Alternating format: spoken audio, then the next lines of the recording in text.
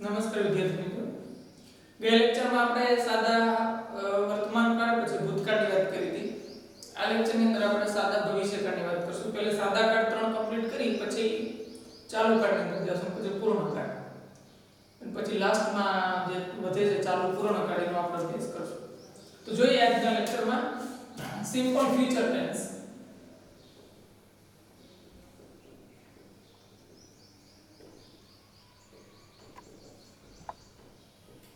એટલે કે સાદો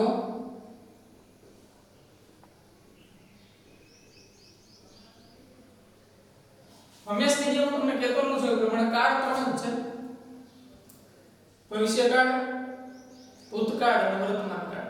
પરંતુ એના 3 પેટા વિભાગો નાખ્યા છે. એમાં સાદો ભૂતકાળ, ચાલુ ભૂતકાળ અને પૂર્ણ ભૂતકાળ. ઈ ઘટનાને એપ્રોપ્રિએટ ચોક્કસ રીતે દર્શાવવા માટે એ 3 કાળનો ઉપયોગ કરવામાં આવે છે. પછી જે વધારાના 3 કાળ છે, ટોટલ 3 3 6 3 9. ચાલુ પૂર્ણ જે કાળ છે, ચાલુ પૂર્ણ વર્તમાન કાળ, ચાલુ પૂર્ણ ભૂતકાળ અને ચાલુ પૂર્ણ ભવિષ્યકાળ, ઈ કોઈ ચોક્કસ ઘટનાઓને બતાવવા માટે જે કોઈનો કોઈ વ્યવહારિક ઉપયોગ થતો નથી, બરાબર. પરંતુ ક્યારેક એવી વાક્ય રચનાઓ બનતી હોય એમાં એનો ઉપયોગ થતો હોય છે. તો વાત કરીએ આપણે આજે સાદા ભવિષ્યકાળની. તો સાદા ભવિષ્યકાળના સહાયકારક ક્રિયાપદો બે તમને બધાને ખ્યાલ છે. કયા? સહાયક ક્રિયાપદો શેલ અને વિલ.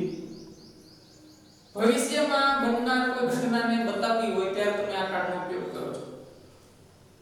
આપણે ગયા લેક્ચરની અંદર મેં એક વાક્ય તમને કીધું હતું, I am here. હું અહીંયા છું, બરાબર. હું ત્યાં હતો, I was there. હું ત્યાં હોઈશ તો શું કહેશું આપણે? I will be there. તમે એવું કહો કે I will there તો એ વાક્ય અધૂરું લાગે છે, એટલે આપણે વધારાનું be ઉમેરી છે સહાયકારક ક્રિયાપદના સાથે. I am here વર્તમાન કાળ છે, I was there ભૂતકાળ છે, અને I will be there એ ભવિષ્યકાળ છે. આમાં એકેય જગ્યામાં ત્રણમાંથી એકેય વાક્ય રચનાની અંદર ક્રિયાપદ નથી, એટલે કે ક્રિયાપદ વગરના વાક્યો છે. જ્યારે ક્રિયાપદ વપરાય છે ત્યારે સહાયકારક ક્રિયાપદોની અંદર ફેરફાર. આ હું હંમેશા માટે તમને કહેતો રહું છું કે સહાયકારક ક્રિયાપદો થી બનતી વાક્ય રચના અને ખાલી ક્રિયાપદો સાથે બનતી વાક્ય રચના, એમાં બંનેમાં તફાવત છે. એમાં જનરલી આપણે કન્ફ્યુઝ થઈ જઈએ. એટલે I am here નો વાક્ય હોય એટલે તમે આ I am here સાથે બધા ચાલુ વર્તમાન કાળ મૂકી દો. જનરલી આપણે કેમ બોલતા I am going ને he was teaching ને, બરાબર. પણ એ વાક્યો દર વખતે ચાલુ વર્તમાન કાળને તમે ન વાપરી શકો. ઘટના જે કંઈ હોય સાદા વર્તમાન કાળની, તો સાદા વર્તમાન કાળમાં ક્યાંય ing લાગતો જ નથી, તો આપણે બધી જગ્યાએ ing મૂક્યા રાખીએ.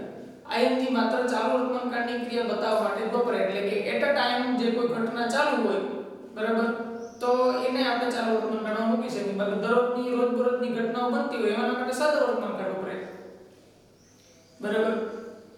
I am eating ને હું જમી રહ્યો ને અત્યારે, તો તમે એમ કહી શકો કે I am eating right now.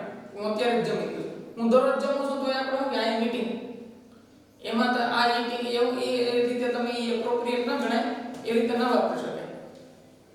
તો આપણે વાત કરવાની છે અહીંયા આની કે સાદા ભવિષ્યકાળની. હવે સાદા ભવિષ્યકાળના વાક્યો કેવી રીતે હોય અને કેવી પ્રકારની વાક્ય રચનાઓ બનતી હોય છે. જનરલી પ્રેફરન્સ માટે 3 જ વાક્ય રચનાઓ છે: અફર્મેટિવ, નેગેટિવ અને ઇન્ટરોગેટિવ, બરાબર.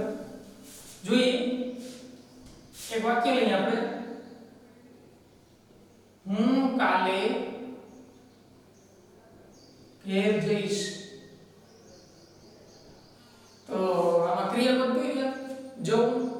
તો જવા ક્રિયાપદ માટે એક અંગ્રેજી શબ્દ કયો વપરાય? ગો. એનું ભૂતકાળનું રૂપ શું થાય? વેન્ટ. એનું ભૂતપૂર્વનું રૂપ શું થાય? ગોન. ક્રિયાપદો યાદ રાખવા ખૂબ જ જરૂરી છે. જો ક્રિયાપદો તમને નહીં આવડતા હોય તો કોઈ પણ વાક્યનું તમે ટ્રાન્સલેશન નહીં કરી શકો. અને અંગ્રેજી વિષયમાં જો તમને ટ્રાન્સલેશન એટલે કે એ જે કંઈ મુદ્દો આપ્યો હોય, બરાબર, એને સમજતા નહીં આવડે તો તમે આ સીધાની કાળ ન પૂછાતા 10મા ધોરણમાં કે ભાઈ આ કાળનું વાક્ય છે તો એ કાળના વાક્યને ચેન્જ કરવામાં બનાવો, એવું ન પૂછાતા. ગ્રામર થી જુદું જ પૂછે. પણ આ બધું શીખ્યા વગર ન્યા તમે પૂરી ન શકો. કોઈ તમને એક પેરેગ્રાફ આપ્યો હોય 5 માર્કમાં કે ભાઈ પેરેગ્રાફ વાંચી અને અન્ડરસ્ટેન્ડ કરીને નીચે આપેલા પ્રશ્નોના જવાબ આપો. Answer the questions by reading the paragraph given above. તો તમે એ પેરેગ્રાફ વાંચો તમને પ્રશ્નોના જવાબ ક્યારે આવે તો કે એને પેરેગ્રાફને તમે અન્ડરસ્ટેન્ડ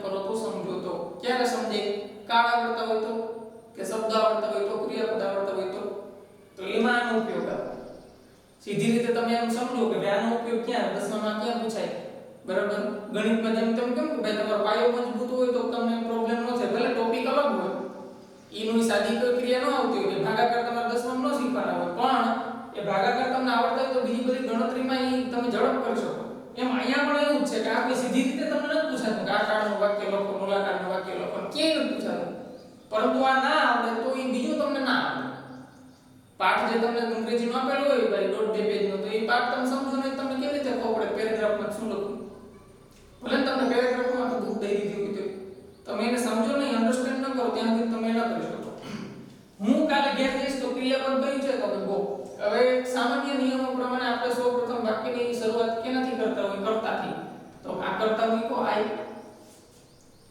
હું કાલે ઘેર જઈશ અહીં કયો, પછી કર્તા પછી શું મૂકવામાં આવે? સહાયક ક્રિયાપદ. તો સહાયક ક્રિયાપદ આપણી પાસે બે છે, શેલ અને વિલ. કોની સાથે શેલ વાપરવું, કોની સાથે વિલ વાપરવું, કેમ ખબર પડે? તો અહીંયા લખી નાખું છું આઈ અને વી કર્તા સાથે શું વાપરવાનું? શેલ. આઈ અને વી કર્તા સાથે શેલ વાપરવાનું છે, બાકીના બધા કર્તાઓ જોડે શું વાપરવાનું છે? વિલ. ઘણી જગ્યાએ આઈ સાથે પણ વિલ વાપરવામાં આવે છે, તો એ ખોટું નથી. જ્યારે કોઈ સ્ટ્રોંગ ઇમોશન્સ હોય એવું બતાવો, દાખલા તરીકે એવું આઈ વિલ કિલ યુ, તો ને આઈ સાથે વિલ વપરાય છે, તો એ વાક્ય ખોટું નથી, વાક્ય સાચું છે. પણ જનરલી આઈ અને વી સાથે શેલ વાપરો તો ગ્રામેટિકલી તમારું ઓથેન્ટિક ગણાય. વાક્ય આઈ સહાયકારક ક્રિયાપદ આઈ સાથે શું વપરાય? શેલ અથવા તો વિલ. તો આપણે વિલ વાપરીએ. આઈ વિલ પછી ક્યાં શું આવે? સહાયકારક ક્રિયાપદ પછી મુખ્ય ક્રિયાપદ. તો મુખ્ય ક્રિયાપદ કયું છે? ગો. જવું. આઈ વિલ ગો ક્યાં? તો કે ઘેર. ટુ હોમ કાલે. તો કાલે નું અંગ્રેજીમાં શું કહીએ આપણે? યસ્ટરડે ને ગઈકાલે. આવતીકાલે ભવિષ્યની વાત છે ને, હકીકત એમ લખું છું કે આવતીકાલે, તો શું થશે? ટુમોરો. એટલે કે આવતીકાલે હું ઘેર જઈશ. તો જો તમારો કર્તા, સહાયક ક્રિયાપદ, મુખ્ય ક્રિયાપદ, બરાબર? આ વધારાનો શબ્દ આ કર્મ નથી હો, ધ્યાન રાખજો, કર્મ જુદું હોય. આ બધા વધારાના શબ્દો છે. ક્યાં જશો? તો કે ઘેરે જશો. શું અને કોને પ્રશ્ન પૂછવાથી જે મળે ને એ કર્મ હોય. શું અને કોને પ્રશ્ન પૂછવાથી તમે વાક્યમાં જવાબ તમને ન મળે તો એ વાક્યમાં કર્મ હોય નહીં. તેઓ કાલે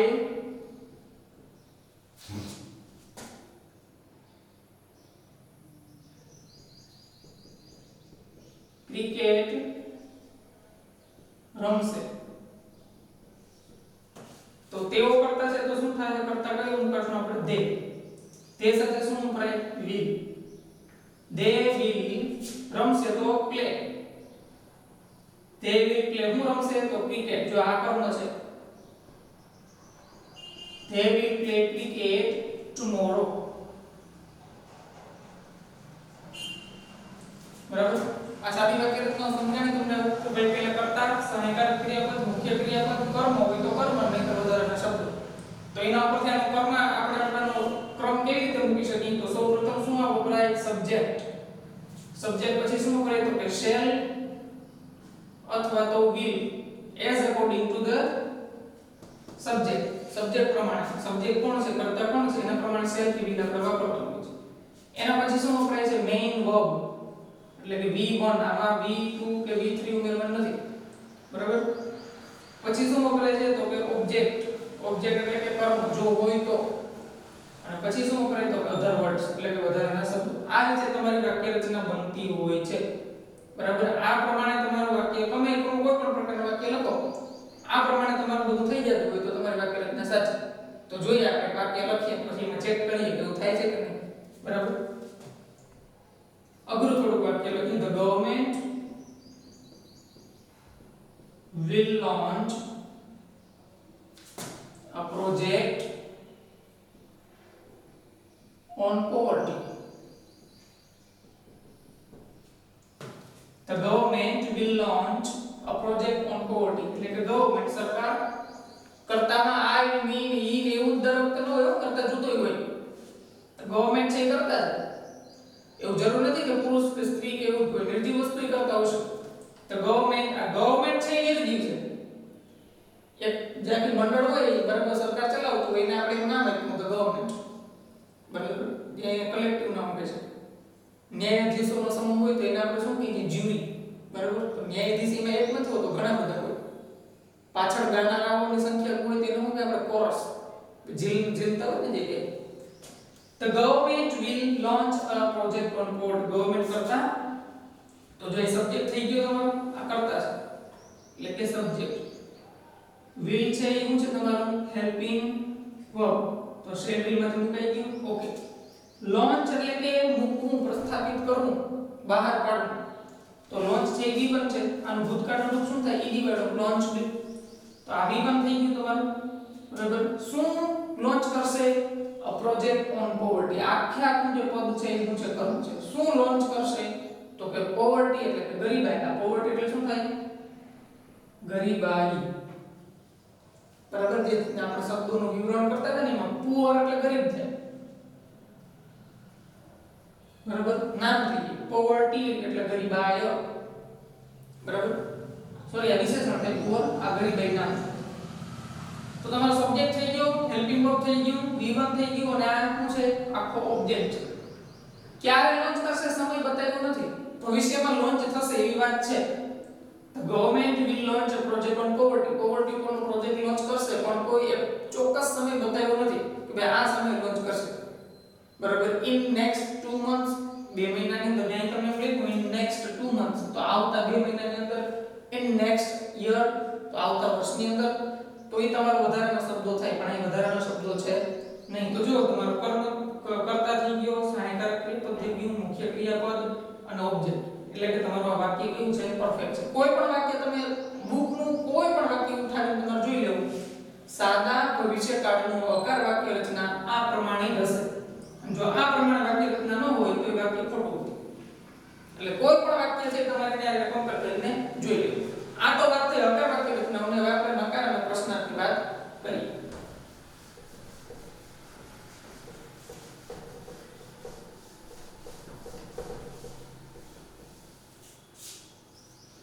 જોઈએ એક વાક્ય, Ramesh will attend the yoga class. અહીંયા હું યોગા નહીં લખું, શું છે, Ramesh will attend the yoga class. તો રમેશ કરતા સહાયકારક ક્રિયાપદ, મુખ્ય ક્રિયા. એટેન્ડ કરવું એટલે હાજરી આપવી. શું કેમાં હાજરી આપશે, તો કે યોગા ક્લાસ, બરાબર. આ કરવું નથી, ધ્યાન રાખજો. હવે આને આપણે નેગેટિવમાં ટ્રાન્સલેટ કરવું હોય તો આમાં ખાલી એક જ પદ ઉમેરવાનું છે, નોટ. એટલે કે રમેશ, બરાબર. અહીંયા will not, એની બદલે તમે કદાચ આમ મૂકો ને તો પણ ચાલે, ટૂંકો, બરાબર. પણ કદાચ તમને ભૂલ પડતી હોય તો તમે will not પણ મૂકી શકો. Ramesh will not attend the yoga class. Ramesh યોગ ક્લાસ અટેન્ડ નહીં કરે. રમેશ યોગ ક્લાસ અટેન્ડ કરશે, રમેશ યોગ ક્લાસ અટેન્ડ નહીં કરે. તો નેગેટિવ ની ફોર્મ્યુલા કઈ થઈ, તો કે કર્તા સહાયકારક ક્રિયાપદ પ્લસ મુખ્ય ક્રિયાપદ, બરાબર, પ્લસ વધારાના શબ્દ. આ એની ફોર્મ્યુલા છે. એની ફોર્મ્યુલા લખતો નથી, એમાં કઈ નોટ જ અગાઉની જે ફોર્મ્યુલા છે એમાં નોટ જ ઉમેરે છે. વાક્ય રચના કઈ છે, નેગેટિવ. હવે ઇન્ટ્રોગેટિવ આપણે ચેન્જ કરી હોય તો આના જ વાક્યને ઇન્ટ્રોગેટિવમાં ચેન્જ કરવું હોય તો શું, will ક્યાં આવી જશે, આગળ જોઈએ. will રમેશ, અહીં રમેશ ને તો પાછળ લઈ લે તો રમેશનો r નો કઈ r નથી કરવાનો, એ નિયમ જોજો છે. વાક્યની વચ્ચે બહાર ગમે ત્યાં નામ જો આવતું હોય તો એ નામનો પ્રથમ અક્ષર કેપિટલ જ થાય, ભલે વાક્યની વચ્ચે આવતું હોય તોય. will Ramesh attend the yoga class. શું રમેશ યોગ ક્લાસ અટેન્ડ કરશે, તો જવાબ એનો શું આવે, yes he will, and no he want to go. will not મૂકો તો will not મૂકો. હવે આપણે એ પૂછવું કે રમેશ શું જોઈન કરશે, તો ડબલ એચ ક્વેશ્ચન. આ સહાયકારક ક્રિયાપદ થયું એનું ઓલું WH ક્વેશ્ચન થી આપણે શું કહી શકીએ what will Ramesh attend Ramesh શું attend કરશે તો આપણે એનો જવાબ શું દઈ શકીએ he will attend the yoga class વળી એની વાક્ય રચના આપણે અત્યારે અહીંયા આપણે he નું કામ મૂક્યું તો કે આ વાક્યના અનુસંધાનમાં આપણે જવાબ દીધો એટલે રમેશ પાછો આવ્યો વાક્ય એટલે આપણે શું મૂક્યું he પ્રોનાઉન અહીંયા એક જ વાક્ય હતું એટલે આપણે રમેશ મૂકતા આ WH ક્વેશ્ચન થી જ્યારે પ્રશ્ન પૂછાય બરાબર ત્યારે એનો જવાબ ડિસ્ક્રિપ્ટિવ માં આવે અહીંયા ડિસ્ક્રિપ્ટિવ માં જવાબ નથી જો સહાયકારક ક્રિયાપદથી બનાવી મૂકવા તો યસ કે નો રમેશ શું જોઈન કરશે તો કે ભાઈ યોગા તો યોગ ક્લાસ છે એ શું મને તમારો જવાબ અહીંયા તો યસ કે નો ની ખાલી જવાબ આવે કે કરશે કે નહીં તો યસ કે નો હવે જ્યારે WH ક્વેશ્ચન ની વાક્ય રચના બની હોય ત્યારે તમારો ફોર્મ્યુલા કેવું બનશે WH ક્વેશ્ચન વર્ડ એટલે કોઈ પણ પ્રકારનો હોય અહીંયા મેં વોટ લીધો પણ એમાં વેન પણ હોય વોટ પણ હોય હુ પણ હોય બરાબર which પણ હોય plus shall or will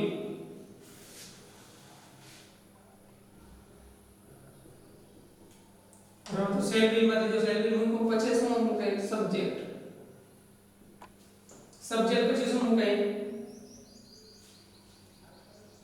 v1 plus object અને પ્લસ અધર વર્ડ્સ WH ક્વેશ્ચન ની તમારી વાક્ય રચના આ પ્રમાણે હોય તો સાચી જો આ પ્રમાણે ન હોય તો તમારી વાક્ય રચના ખોટી બરાબર એટલે તમારે જોવું કે ભાઈ વાક્ય રચના પ્રમાણે ફોર્મ્યુલા પ્રમાણે આપણું વાક્ય બનેલું છે કે નહીં બરાબર હવે હું તમને થોડા બે વાક્યો આપું છું એ વાક્યોને તમારે શું કરવાના છે નેગેટિવ જો વાક્ય હોય તો એને ઇન્ટરોગેટિવ માં અને અફર્મેટિવ સેન્ટેન્સ ઓલા કરવાના ચેન્જ જો ઇન્ટ્રોગેટિવ સેન્ટેન્સ હોય તો એને અફર્મેટિવ માં અને નેગેટિવ માં ચેન્જ કરવાના એટલે ટૂંકમાં ત્રણ પ્રકારની વાક્ય રચનાઓમાંથી જેમાં હોય એના પછીના બેમાં તમારે ચેન્જ કરવાના બરાબર એ તમારે રીતે હોમવર્ક કરવાનું છે આનું એક્સરસાઇઝ પર તમને કેવી આપો તમારા ફોર્મ્યુલા જે છે એ ફોર્મ્યુલા પ્રમાણે ચેક કરવાના કે આ પ્રમાણે છે કે નહીં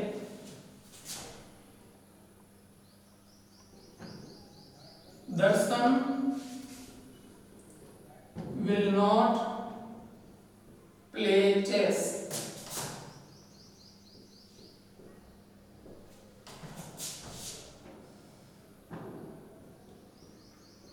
will you help me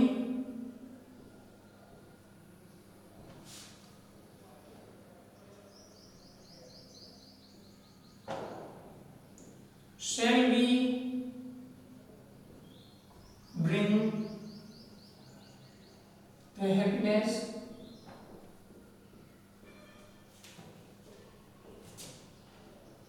I will not